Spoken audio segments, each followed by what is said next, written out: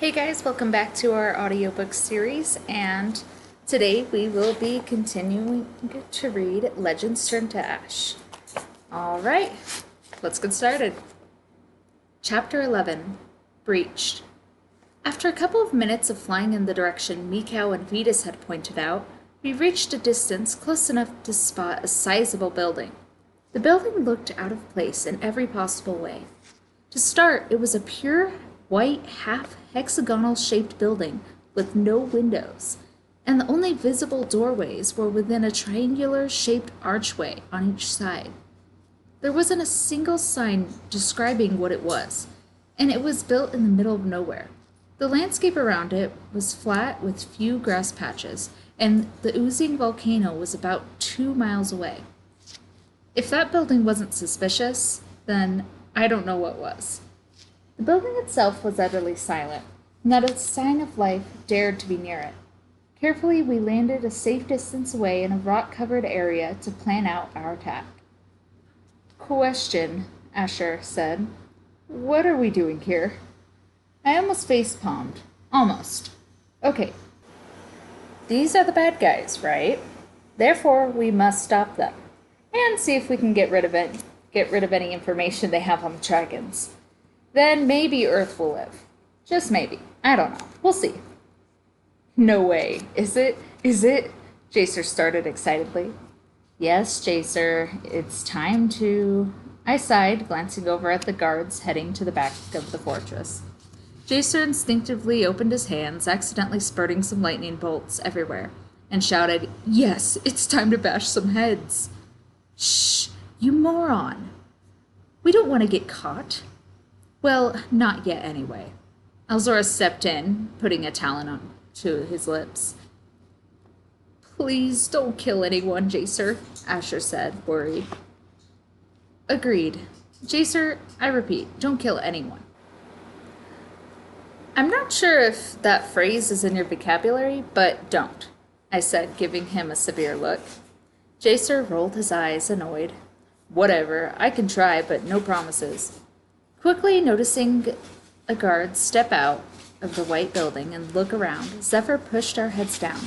Quiet, he whispered, keeping an ear out to see if the man had made any noise other than a grunt. Once the guard walked back into the building, we continued our conversation. Do we have a plan? Oogie asked quietly.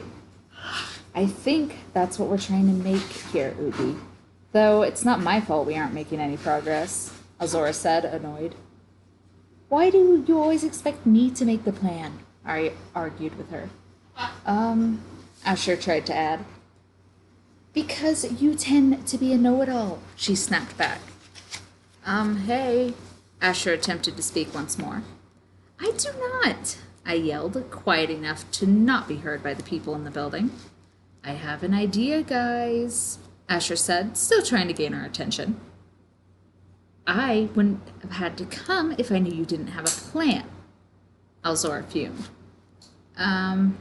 Asher tried to say before being interrupted by Zephyr, who was beginning to feel sorry for the poor boy.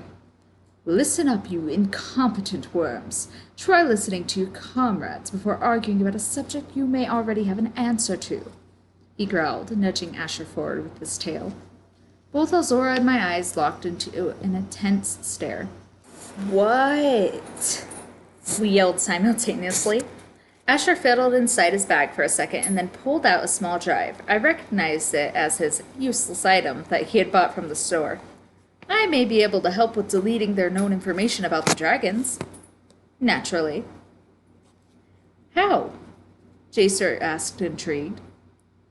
Asher, don't tell me, I asked, realizing what he did for a living.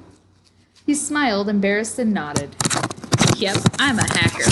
Actually, I downloaded the most recent dangerous computer virus onto this drive when I was in Spain, hanging with a friend. I was planning on using it when I got home, but it seems like we may need it now. I was at a loss for words, but Jacer was just as impressed with this as he was about being able to injure people. I should have guessed it. I knew right off the bat you were a total geek, but I didn't expect you to have a sinister mind as well. Hey, It's not like that. I only fearsomely hack the people who hacked me first, or people who are jerks to me. It's not like I do it to random people, he said, still as innocent as ever. Lame, Jacer mocked. Okay, I get it. Get to the point. That's pretty cool, though. I kind of wish I could hack, I added, inspired by Asher and his now known skill. What's hacking? Oogie curiously asked. A human thing, Alzora said confidently, as if she knew everything about it. It's not just a human thing. It's a complicated human thing. Asher, you explain. I don't feel like doing it. Jacer answered, not really understanding what it was either. Well, in simple terms, it means that I can gain access to any computer in the world and mess with their personal information. It really comes in handy when I need to log in and implement a virus and possibly destroy the system, Asher enlightened us. Zephyr glanced at the entrance and then back at us.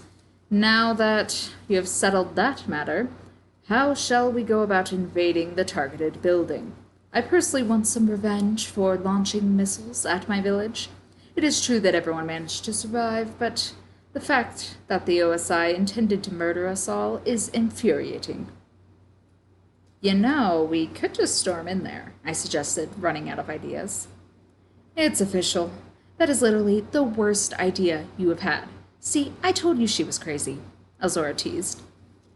Okay, I'll admit it. That idea was pretty bad. I scratched my head as if I would pull up any ideas from deep within. My turn. Sorry if this is a bad idea. But what if we acted like we were a part of their group? Like new recruits or something? Oogie blurted. Did you forget that we're all dragons? We can't just waltz in there. They would try to kill us, Alzora hissed, shooting the idea down. Hold up. I think Oogie's onto something. We could act like new recruits and just say you're our prisoners. I smiled in accomplishment.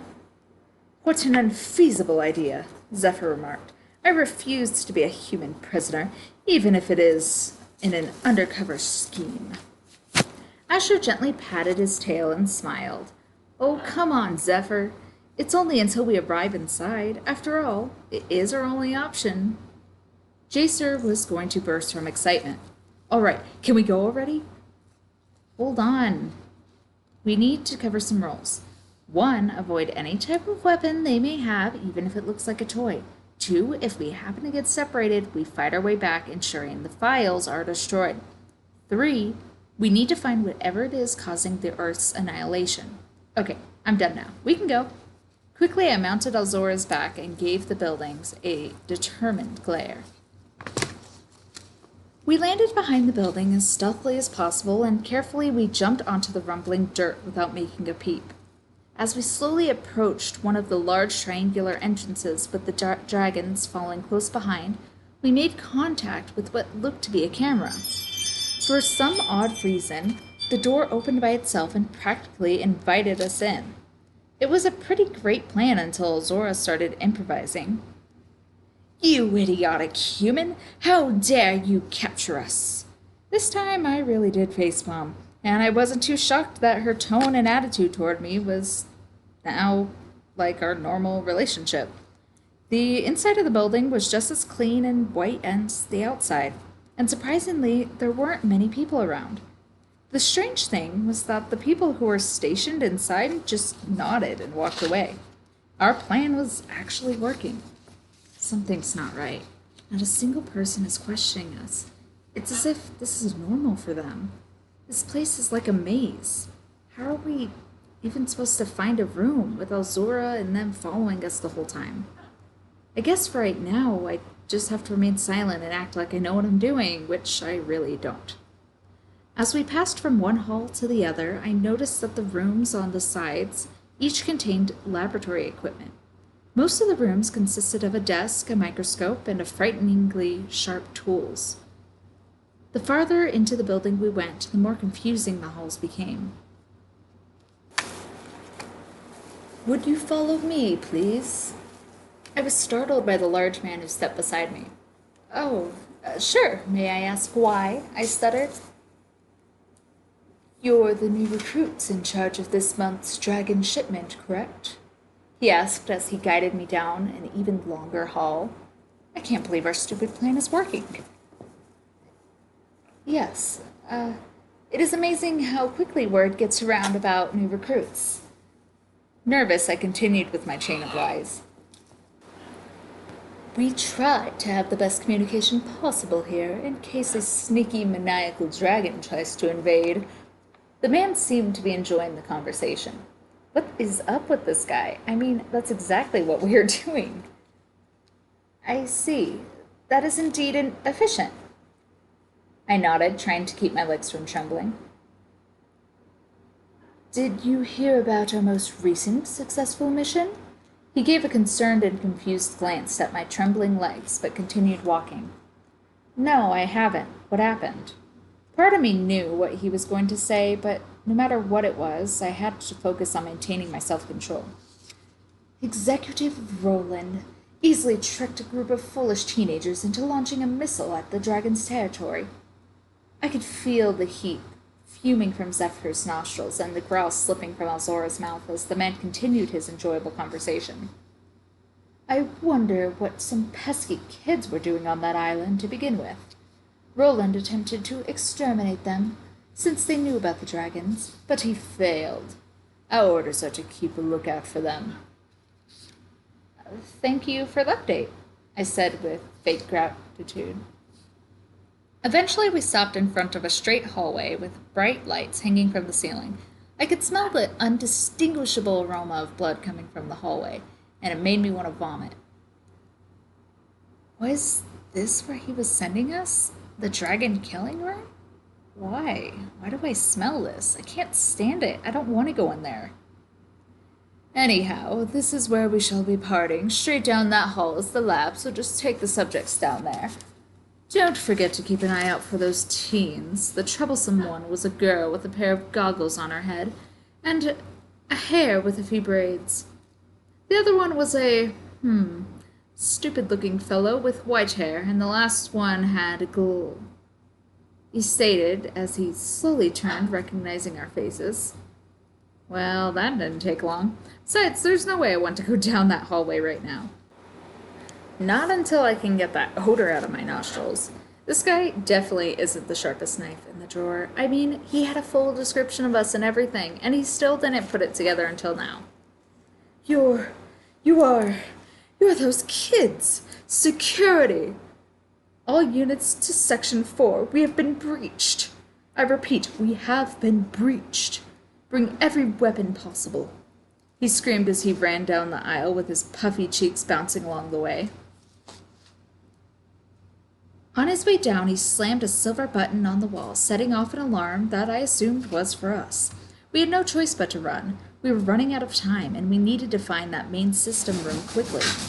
My heart throbbed as we ran through the siren-filled building, trying to dodge enemies at every corner.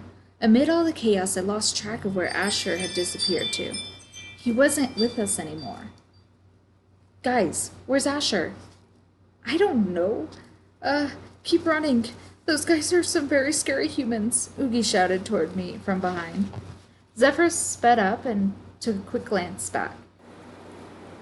He probably recognized the main system room as we were fleeing. I'm certain he's fine. He knows his job. We turned from one corner to the next until we reached a blockade of guards in a long cap lab coats, forcing us to come to a halt. It wasn't long before hundreds of them had surrounded us, each carrying an odd-looking weapon. We're going to die. Oogie gasped as he braked with his back legs. Maybe, I stammered. Alzora slammed her tail against the floor and hissed at the guards. I'm done running. I don't get why we even ran in the first place. You foolish humans. How dare you think that you can even begin to come close to the power of an ice dragon? I will destroy all of you. Hey, frozen fillet. Leave me a substantial amount. I would enjoy thrashing a couple of humans. I haven't done something this exciting in ages. Zephyr immediately lifted his flaming tail and knocked out a dozen people with one swing. No fair, you had a head start, Alzora whined. Whispered, she said in all seriousness. You said these weapons are made from the absorbed natural power of dragons, right? Meaning they could have anything from hypnotism to wind, poison, or even death itself? This could get dangerous, so I want you to go. No, I want to help you. What if something happens? Since when do I ever do what you say? Hey, I want to bash some heads in too, Jacer exclaimed. Shut up, you stupid humans. I said go, so go, Alzora growled. Alzora, I don't want to leave you again, please, I pleaded. Oogie, take them and go. Oh, and keep this in mind. If you die, I am seriously going to kill you. For the first time, Alzora looked truly worried, and I didn't understand why. Couldn't she take on a couple of humans, or was she worried about taking them on and not killing them? Even from my distance, I could tell that she was serious. Her usual round pupils reduced to tiny slivers, and the guards had stolen all of her attention. Nervous, Oogie took a running start and grabbed both Jacer and I in his talons as he lifted into the air, flying over the crowd of guards. The building halls were just wide enough for him to let out his full wingspan. If it were Alzora and Zephyr, they would have no chance of flying out. No, I screamed and struggled. Let me go. I need to help them. Whisper, please. I'm sorry. I know you want to help, but honestly, how much help could you be? There are hundreds of those people with deadly weapons, and if you two were involved, Alzora and Zephyr wouldn't be able to go out, or go all out, I should say. Instead, they would have to keep an eye on you two. Please, trust me on this. Oogie apologized as he hesitantly flew down the hall we came from. The hall that smelt of blood. The hall that painfully tore my heart into pieces. We soon reached a large open room with massive liquid-filled tubes built into the wall. They fizzed as if they were pumping into a generator, but with a closer look I was horrified to see what was inside of the tubes. Each tube held a dead dragon with glowing yellow light, and I couldn't bear to keep my eyes on it for more than a second. It made me sick. Some of the tubes were stained with blood. It was as if they injured the poor. Some of the tubes were stained with blood. It was as if they injured the poor dragon and left him in there to drown. Others had scratch marks on the side, and some of the dragon's tails had been cut off and were floating in the liquid. Tears formed in Oogie's eyes and trickled down his face as he looked from one dragon to another. From behind us, a skinny blonde woman crept up and rested her spiral gun-like device on her shoulder, and she blew a puff of smoke from her cigarette. Like what you see. Miraculous, ain't it? Never gets old. That is, watching the magic and life get sucked out of you monsters. Serves you right. How can you do this? I bellowed at her. It's not magic. It's just how our body functions. Why don't you just leave us alone? I know you humans aren't all bad, so why? Why are you hurting us like this? Oogie cried. This is totally messed up, you hag. Jacer spat at her. What did you just call me? You incompetent child.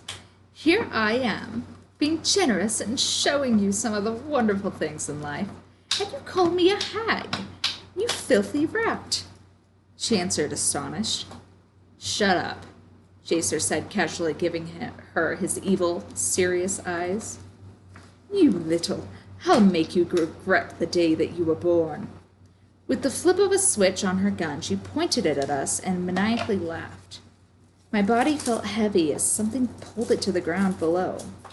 I couldn't stand up, nor move any part of my body. The pressure felt like it was going to break my spine in two. The only way to prevent my agonized screams was to grit my teeth together and chomp down hard. No matter the pain, I refused to lose my consciousness. To my right, Jacer was having the same trouble. He stayed upright longer than I did, but eventually he succumbed to the gravitational force as well.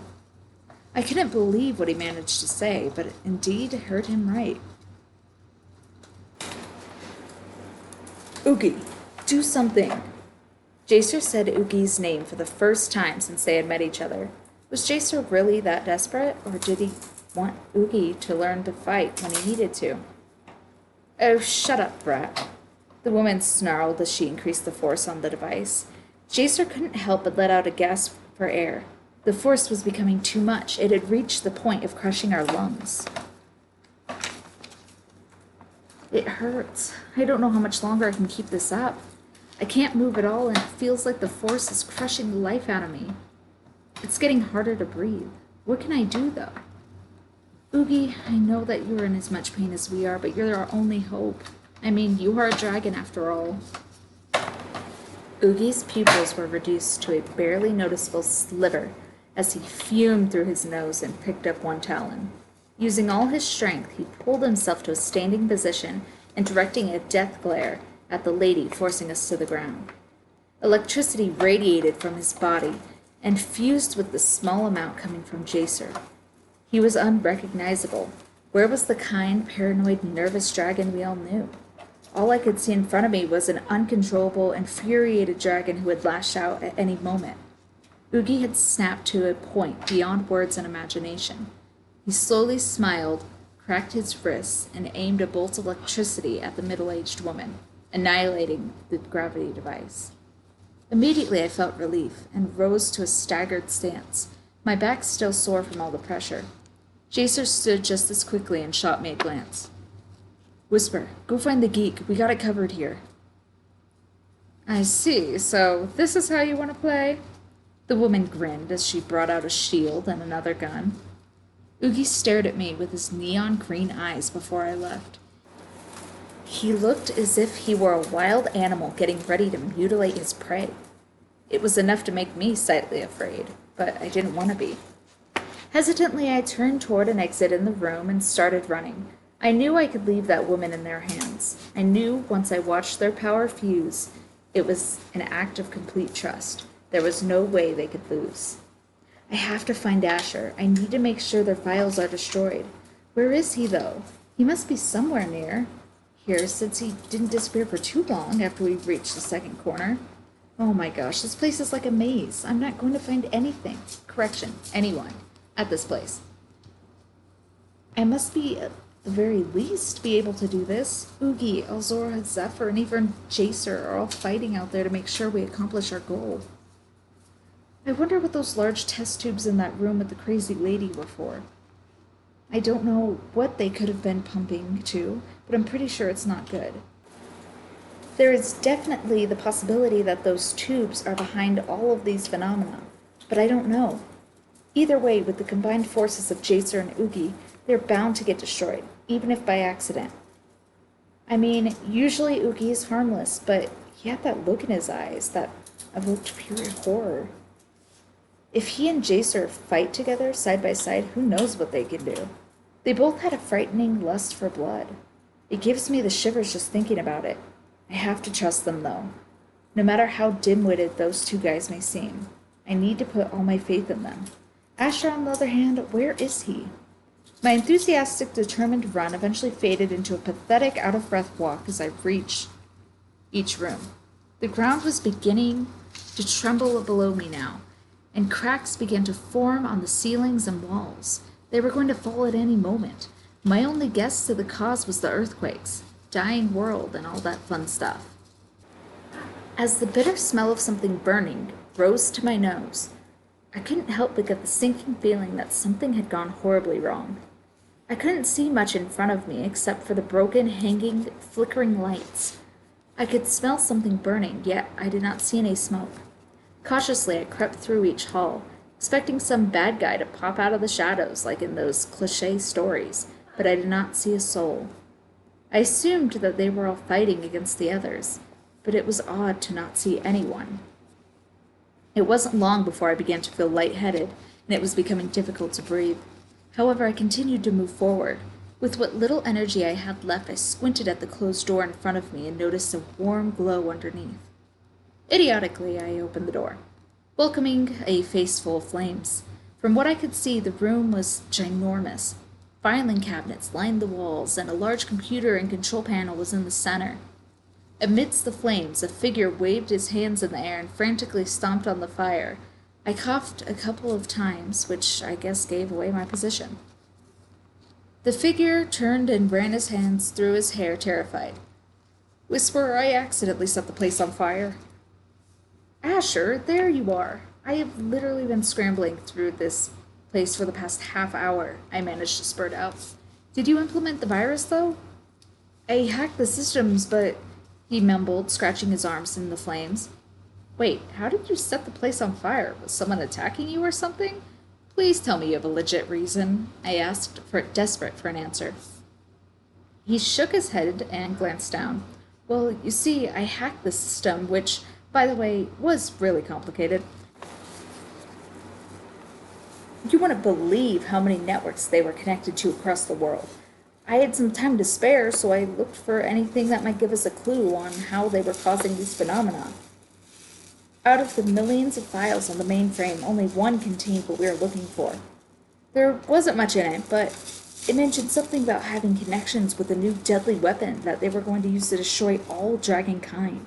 Dude, there was literally no detail on what the weapon is or how it works, but from what I do know, that weapon is the source of our dying planet. Really? That's great. All we need to do now is find that weapon and destroy it, right? Can't be too difficult. Hold up, how did the fire start? You didn't answer my question, I asked, still curious as to what had happened. I didn't mean to. I was just so excited when I accomplished my mission that I accidentally, subconsciously, sparked the control panel.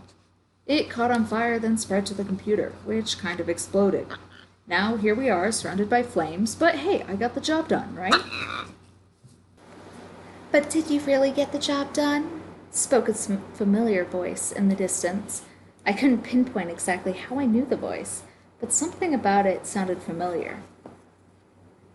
Asher hopped backward and bolted next to me, jumping through the flames as he ran. What do you mean by that? A loud sucking noise filled my ears as I watched the flames deplete one by one, each vacuumed into a small handheld device. My vision almost immediately improved, but a glimpse of a silver strand of hair made me wish it had it.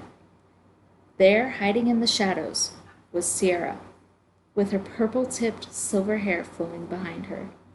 She bore the smile of a demon and wore a tight-fitting suit, far superior to any of the other lackeys that we had come across. Oh, Whisper, what have you gotten yourself into? Over the years, I really did come to trust you. Now you have allied yourself with these evil beasts. Too bad, though. I was hoping I wouldn't have to get my hands dirty. I've been keeping an eye on you since the very beginning. I knew you and your so-called friends would come for us eventually. But I wasn't expecting you to do so soon. Oh well, now that you've practically ruined all my plans, I think it's finally time to kill you pests. Isn't that right, Beckett?